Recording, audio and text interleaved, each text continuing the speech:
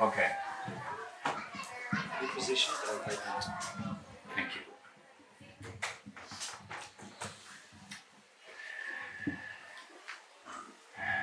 Govardhan, Krishna's holy hill. Bhumi Devi, the goddess of the earth, had become overburdened by the forces of darkness and destruction, who were posing as various earthly kings and their armies. Have you seen that recently? Forces of darkness and destruction? Oh yes, my friends.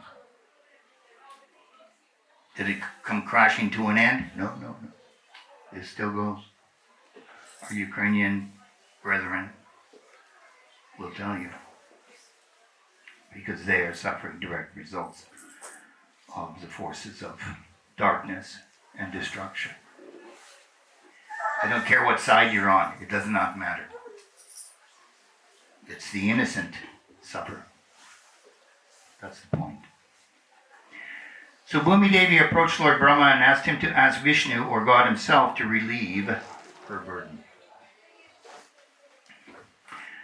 Brahma, Bhumi, and the various demigods then approached Vishnu, who was residing in this universe, of course, on the island of Shvetadvip, in the ocean of milk. Vishnu spoke to Brahma through meditation and agreed to descend to earth and help relieve her burden. Gods prayed for Vishnu's incarnation to stem the tide of the dark or demoniac forces on earth.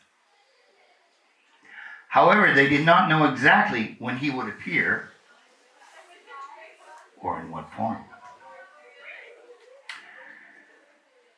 Krishna, as we all know, was separated from his parents at birth in order to protect him from the wicked King Kansa, who was trying to find out his whereabouts and bring his life to an end, which of course he was not able to do. Yet he sent many demons to carry out this task, all of whom failed. Krishna spent his childhood in the rural village of Vrindavan with his foster parents, Nanda and Yashoda, who were Vaishyas, dairy farmers. Krishna was born into a Kshatriya family, into a kingly, princely family, who would take the throne and rule. But here he was in a Vaishya family learning how to what? How to milk cows. Of course, and look after the cows, which he did very joyfully, apparently. So they were dairy farmers or cowherds primarily. Prabhupada points out that not everyone understood or believed that Krishna was the Supreme Personality of Godhead. Only a few actually knew that what the true identity of Krishna was. It's not like everybody just saw him and, oh, there's God. No. Most had no idea who it was. Prabhupada says maybe 100, maybe 200 people realized that this was God. Well, you couldn't figure out if it was God unless Krishna allowed you to figure out he was God, right?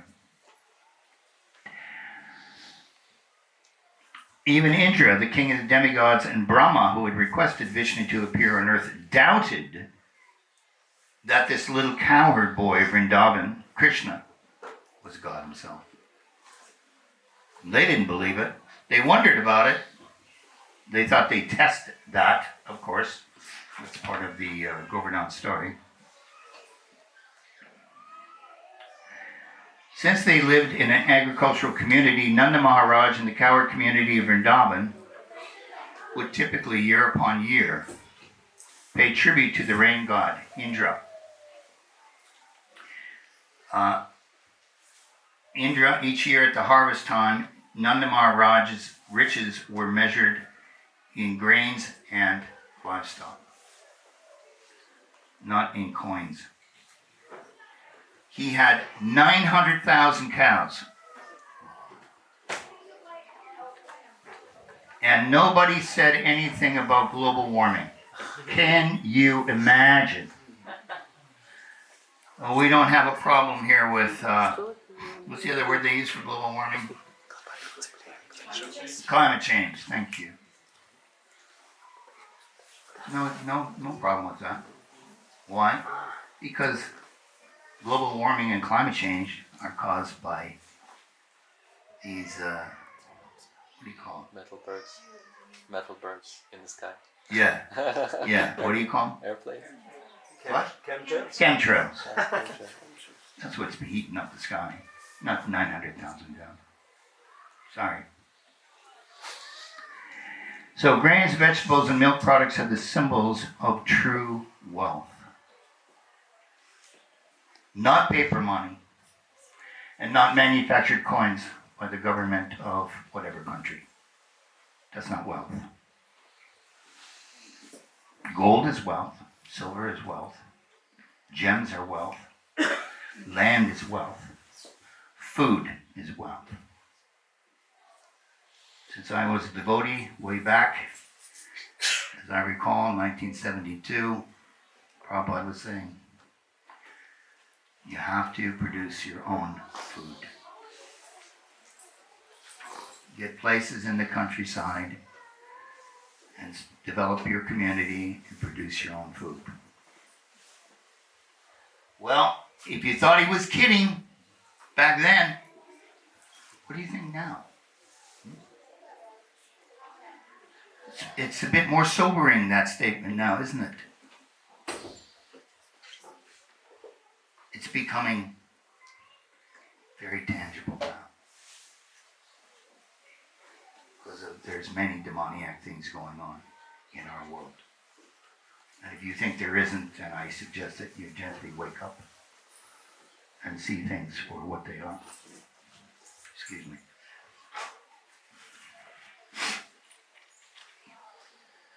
Okay.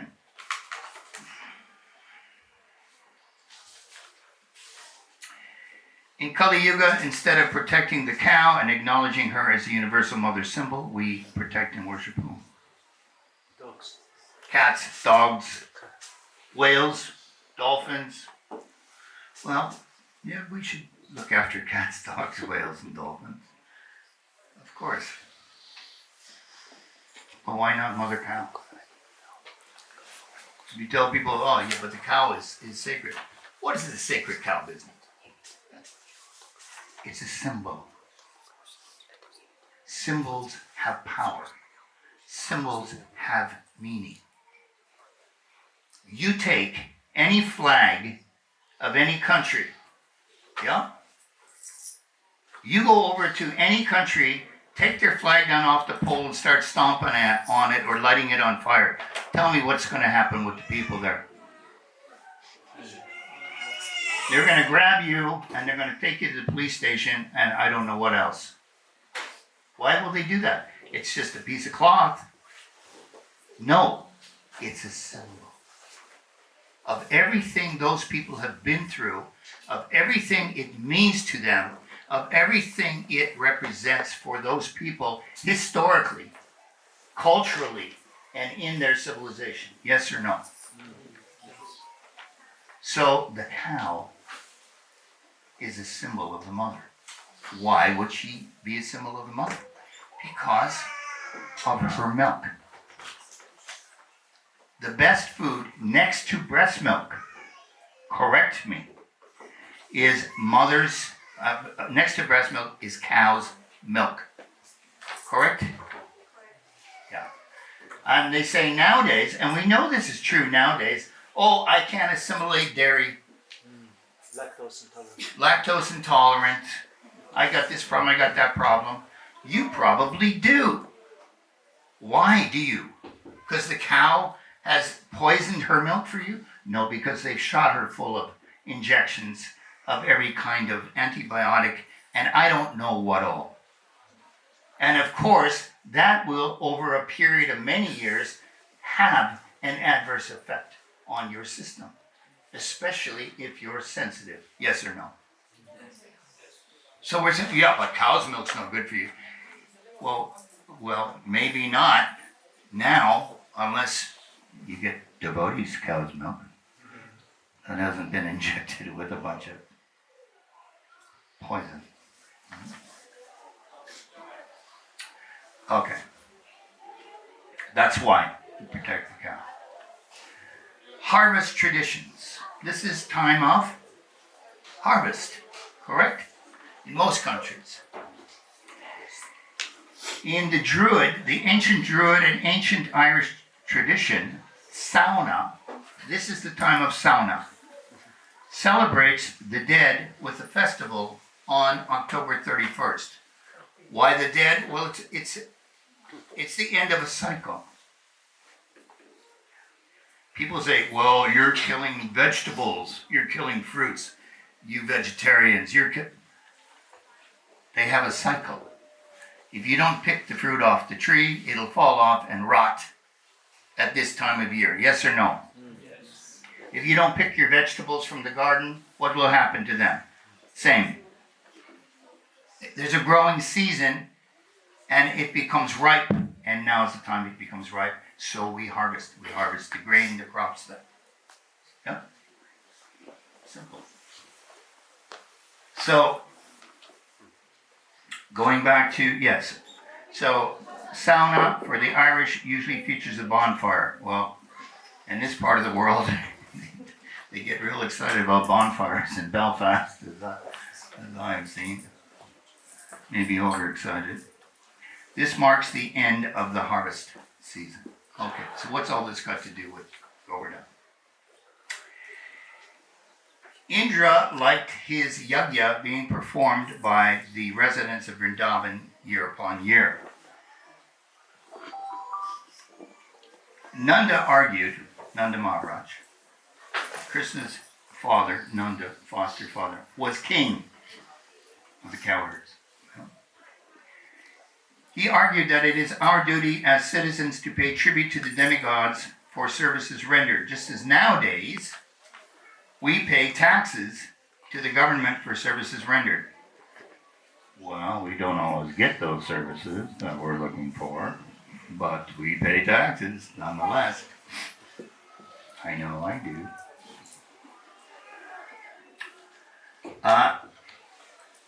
As we pay taxes for water and electricity, so we also need to pay tribute and recognize the demigods or celestial beings who control the universe and send us sunshine and rain.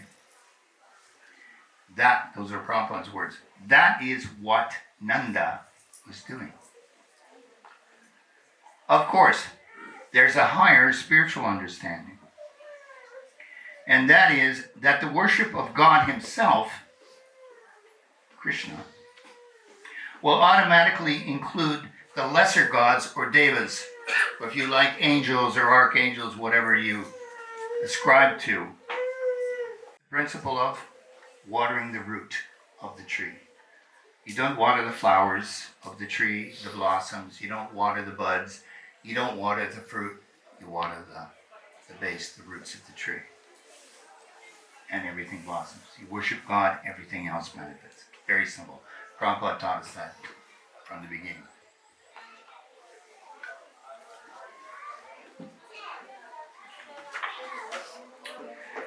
There's a nice verse in the Mahabharata. By begetting children, one pays off one's debt to the ancestors.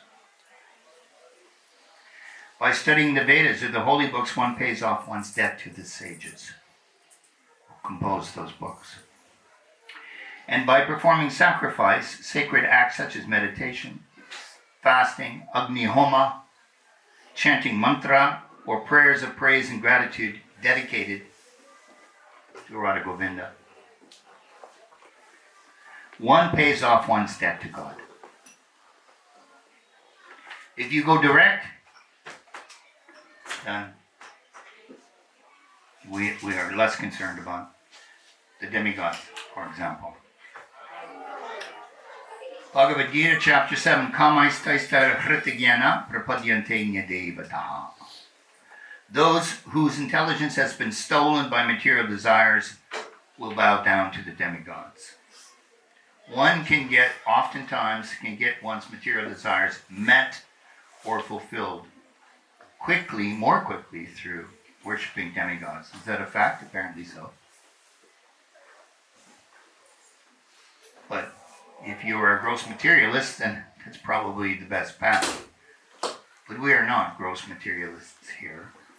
It's not that we may not have material desires. Of course we do. Many of us do. That's fine. But we look after the well-being of the soul, which occupies the body, the spiritual spark, the divine energy. It's very important. That's why you come here. You may come here for many reasons, but that's the most important reason. To look after your spiritual health and well-being. No? In recent times, people worship or acknowledge God less and less. Have you noticed? They've lost their faith and belief mostly in modern religion. Few people go to church. Ireland, would have had the claim of being the most Catholic country in the world at one point in time, if I recall. You know, they're very proud of their Catholicism. Don't see a lot of it now. No. Not just that, but there's other examples of it.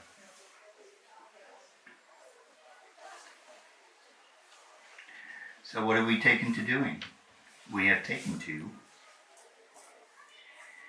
People are following God less and less, then you must ask yourself, in whom should I place my faith? If not God. Scientists, materialists, or God? Many have chosen atheistic scientists as their God. At the time of death, instead of calling on God, is this what you will do? Oh, Stephen Hawking. Oh, Charles Darwin. Please, please, I'm afraid that I may take birth as the missing evolutionary link and be born in the Galapagos. Is that what you will do? Call on a scientist? Save me! I don't think so. Apparently, it is said, many atheists become theists right at the very end, on the verge of death. Oh, if there is a God, please save me. Of course. You ignored me your entire life. In fact, you told everybody I didn't exist, and now you want my help. All right.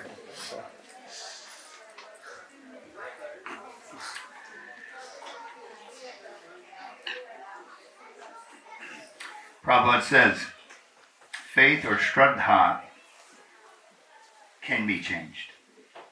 You can change your religion. Because it is temporal. Real religion or dharma cannot be changed. It is eternal. Religion which can be changed is not true religion. Hindus can become Christians, Jews can become Buddhists, Christians can become Muslims. Yeah? Do they do it? Yeah, they do. These are examples of a change of faith. Real religion is dharma. Dharma is the law of God. It is eternal and unchangeable. You know, they always give the Pope and his crew a hard time. You got to keep up with the trends and the changes. Why? Why does he have to keep up with it? I'm not here to defend the Pope. Eternal religion, Sanatan Dharma is Sanatan Dharma. It does not change. I read the Bhagavad Gita in 1972, cover to cover. That changed my life forever. Here I sit, 50 years later. Has it changed? Bhagavad Gita, did its meaning change? Did the approach change? No. If it's eternal, it's eternal. If it's transcendental, it's transcendental. If it's spiritual, it's spiritual. It's nothing to do with what the latest trend or what the hipsters are doing right now, where we live, or online from the influencers. You know, I'm not even going to ask how many of you are following influencers.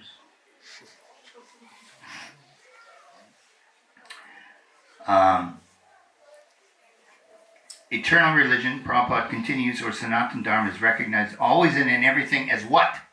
Service to God. That's what you're all doing. You're all serving God. Just by being here. By participating. Maybe you're serving directly. Maybe you're serving indirectly. Maybe you're making donations of one kind or another.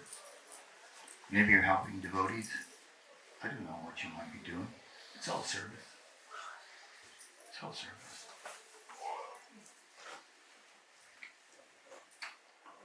So, how do we serve God in Kali Yuga? Chaitanya Mahaprabhu has recommended the chanting of a Hare Krishna Maha Mantra, the names of God.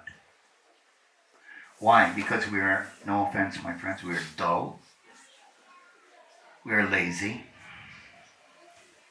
we are unmotivated. I don't have time, I'm busy, I'm tired. So if you want to do, a 5-hour program of yoga and pranayama, etc., good luck. That might be a little too much. So you just drive down the street or you walk down the street and Hare Krishna, Krishna Krishna, Krishna Hare Hare, Hare Rama, Hare Rama, Rama Rama, Hare Hare.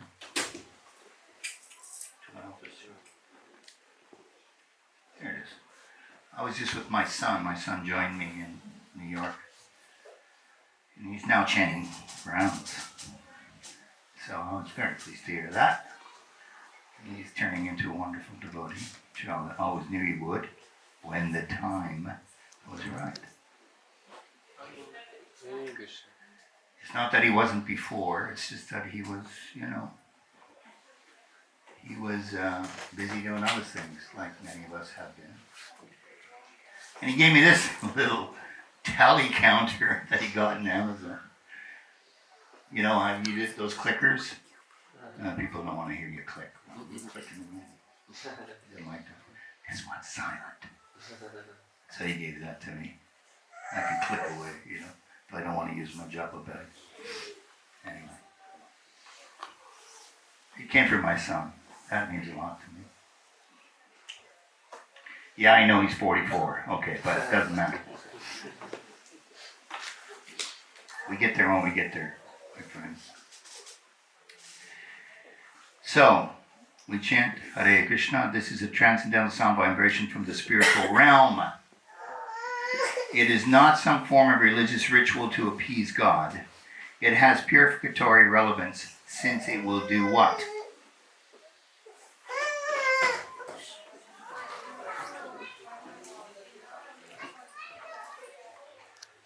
Number one, it will cleanse the mirror of the mind from past life impressions, samskaras, imprints.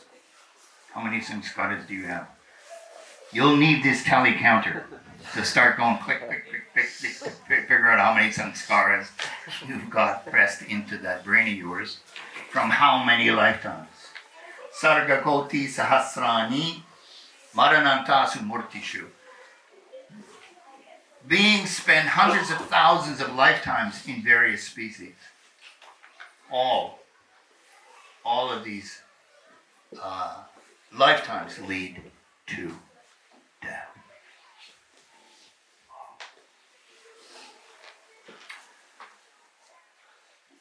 Okay. Number two, remove the negative karmic reactions from those past lives and from this lifetime. That's why we're chanting. We have to clear the karmic slate, my friends.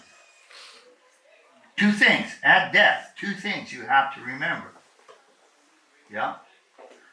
All of your desires, whatever desires remain, they must be spiritual in nature.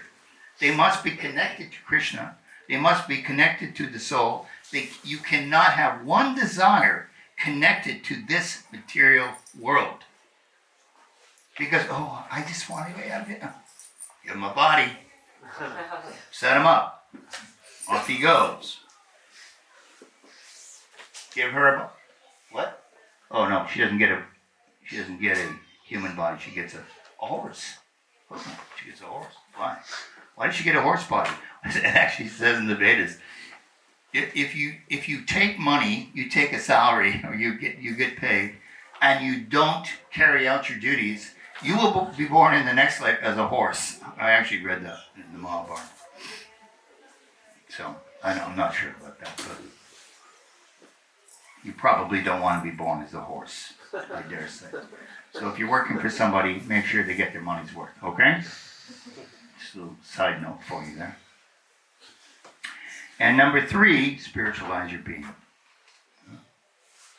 So at death, we can't have any material desires, and we cannot have any karmas. All our karmic reactions have to have been removed. Now, is there another way to do it? There is one other way to do it. And that is Bhagavat Kripa. Grace of God. And Krishna come along and say, you come with me. Why? I love you. Because I love you. Why do you love me, Krishna? Because you love me. All you've been sending toward me all these many years was your love. Yeah, you fell down, you did this, you did that. Oh, you're not perfect. That's true. But I don't care. I love you. I want you to come home. Home with me. Don't come back here. It's not getting any better.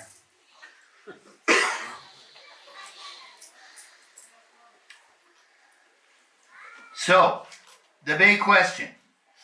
Why did Krishna tell his father Nanda to worship Govardhan Hill? All things. Worship a hill. Historically, sacred hills and mountains are central to certain religious or spiritual beliefs and are the subject of many legends. Correct? For many, the most symbolic aspect of a mountain is its peak. Why? Because it is believed that it is close to heaven, close to God. Yeah? You want to get close to God? Go up the mountain. How many people have done that? The high Himalaya, Badrinath, Kedarnath. Have you been? Yes. Me too.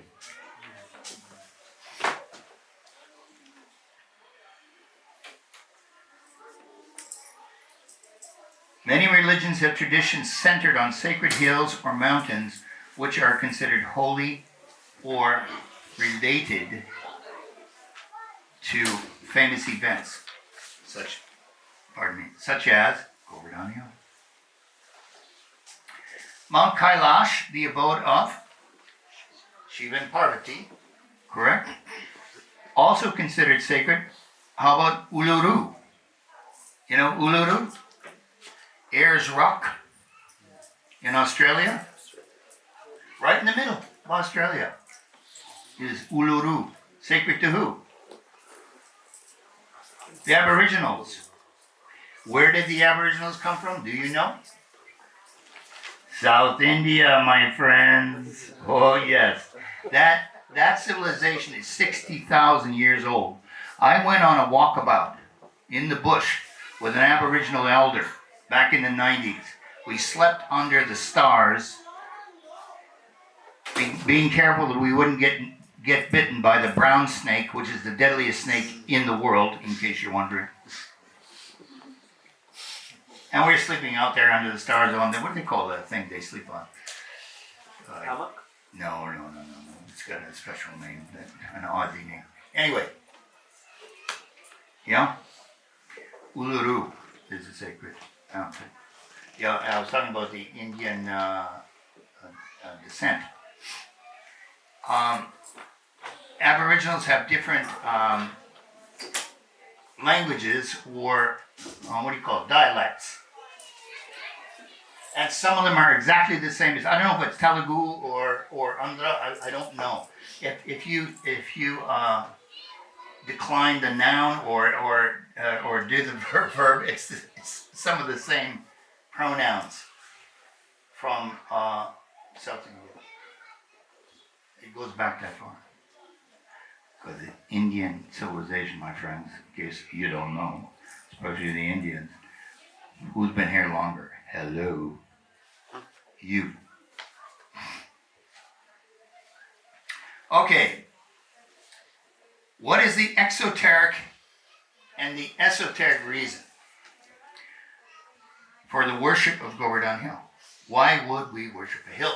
Why would Krishna tell them to worship a hill instead of placate and pacify Indra?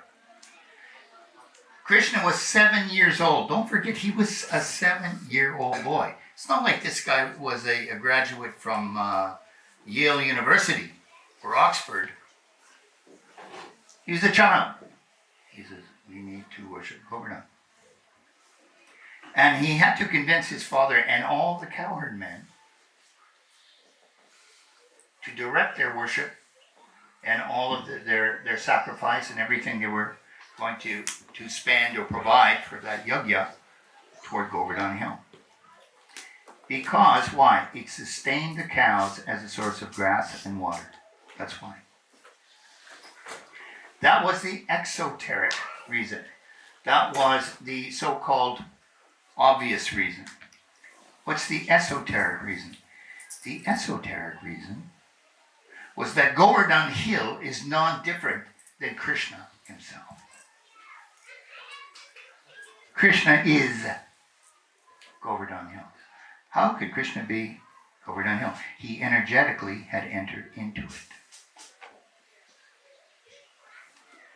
You see the deity, Radha Govinda?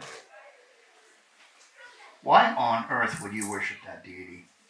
You're worshiping, what does Christians say? You're worshiping false gods. That's a statue, that's stone. What are you doing? God is God and can enter into anything and infuse it with his presence. Anything he wants, whether it appears to be inanimate or animate, made out of stone, made out of brass, made out of gold or silver or earth, correct? And if you think that God can't do that, well then I got news for you. You really don't understand God that well. Because he can do whatever. So if God can enter into the deity and empower us to worship the deity, why would we worship the deity? Because we can't see him in person. So he allows us to worship him and connect with him through the deity. Does it work? Have any of you found that it actually works? Yeah. Show of hands. Well, that's quite a few. I'll put my hand up. Yeah, it works. Depends on how open is your heart. How deep is your faith? How humble have you become? We must dismantle the ego, my friends. That part of you that thinks it's better than everybody. Well, I deserve to be treated like this, and not like that. Yeah? We must dismantle that piece by piece by piece by piece. Can that be done in a day? Well, I don't think so. It's a big job. Dismantling the ego. Okay, so Krishna, as Krishna enters into the deity, Krishna entered into Govardhan Hill. Remember years ago, first time I went to India was 1976. We were told do not walk on Govardhan Hill. That's Krishna. You wouldn't walk on Krishna, would you? No. So how did Indra react? Well, he became really angry and he sent a deluge He called on some Vartika cloud, one that you wrap up the creation with, and he just poured it down on Vrindavan for 7 days and 7 nights, whereby things were getting washed away, flooding, etc. So what did Krishna do?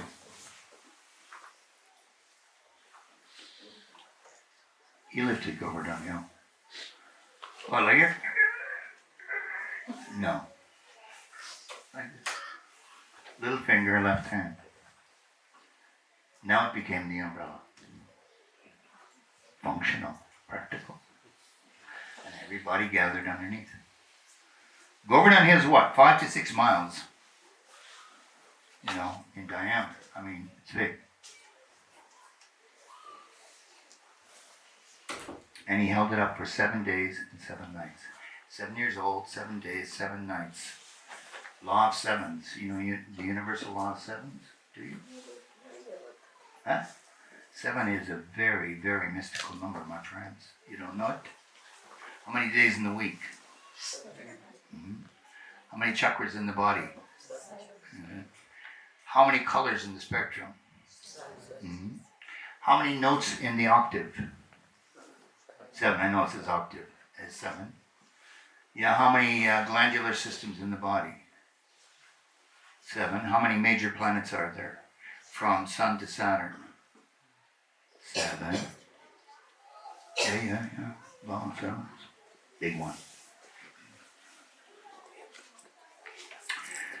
Okay.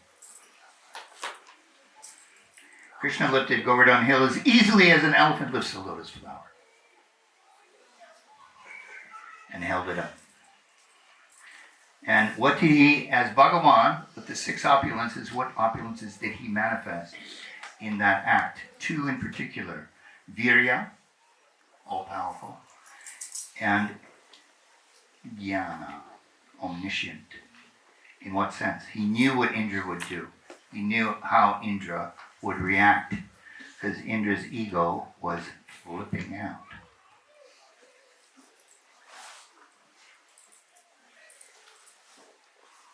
Okay, I won't read that little part there. So Indra was caught up in his false ego, his arrogance, and his prestige. All that was destroyed by when he realized who Krishna was, and he was not some little boy, but he was God himself, and began to offer prayers, which is a good thing. Now, I just discovered this little piece is so wonderful that I just have to share this with you. We're almost done.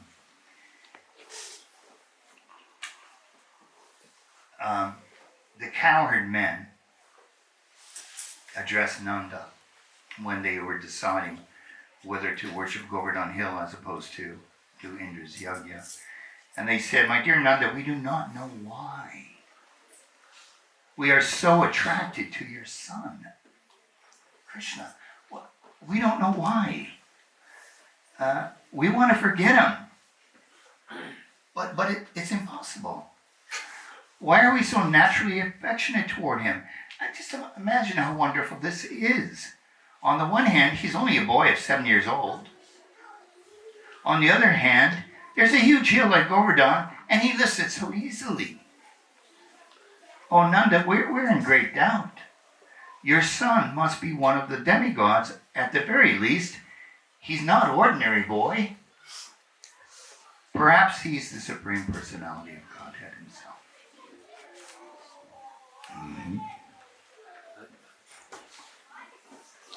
Here. Prabhupada said, every soul has love for God. It's built in, my friends. It's dormant. It's innate. It's in your hearts. Every soul has love for God. Yeah? Lying dormant within the heart. When this love has not been awakened, when you have not awakened your love for Krishna, what happens? We choose substitutes for love. Love means subject and object. You're the subject, and you direct your love toward an object outside of yourself. Correct? Yes. We choose substitutes as the objects for this dormant love of God, such as lovers, spouses, children, family members, friends, pets, dogs, cats, birds, whales, dolphins, I don't know. Why? Because this dormant love of God has not been awakened. Now, if that love of God was awakened, would that mean you wouldn't love these others? No. You could love them as well. But the central point is, there's something missing. I got this empty feeling inside of me. I need to fill it. Yeah? And the only way to fill it is to feel love. Oh no, I can smoke cigarettes. Yeah. I can smoke reefers. Yeah, you can. I can drink and have pints of beer. You can. But that won't work. That doesn't work. You can even go shopping online. It won't work. Prabhupada says, we can give an example. Just like we take care of our body. We want to keep the body fit, healthy, and beautiful. Very nicely kept. Why? Why do we care about our body? Because I, the spirit soul, am living in this body, and I am part and parcel of Krishna. Therefore, I take care of my body. Nobody takes care of a dead body. Correct? This is a fact. Either I take care of my body, or my family's body, or my wife's body, or my children's body. Why? Because the part and parcel of God is present in that body. Stating the obvious, right? As soon as the soul is gone, the part and parcel is gone from the body immediately has no value. Correct? Get rid of it. We have to get rid of it. Even though we love that person so much, we have to get rid of that body. Either bury it in the ground or cremate. This is practical. Therefore, I love my body because the part and parcel of Krishna is present there. Or you love your body, I love your body only for the reason Jivanam Sarvabhutanam. Krishna says, I am the life force in all beings. I am the Jiva. Okay. The body is looked after because it is part and parcel. Therefore, ultimately, our love is actually going toward Krishna. All right, let's wrap it up. The purpose of Govardhan Puja is fivefold. Number one, to give thanks to God for a bountiful harvest. Sounds good. Number two, to demonstrate the inconceivable energy or mysticism of Krishna, Yogeshwara, King of Yogis. God can take any form, animate or inanimate. He can enter into any object such as wood, stone, metal, Shalagram Shila, or even Govardhan Hill. Number three, God descends with his paraphernalia. Govardhan is no different than Mount Meru. Number four, to demonstrate the inconceivable power of Krishna. As a 7-year-old boy, he lifted the hill with the little finger of his left hand. And number five, to teach Indra, the king of the gods, a lesson in humility, to show him that a mere hill was more worshipable than he himself, and that God, Krishna, was all-powerful. Hare Krishna. Thank you for your kind attention. Giri Bhagi.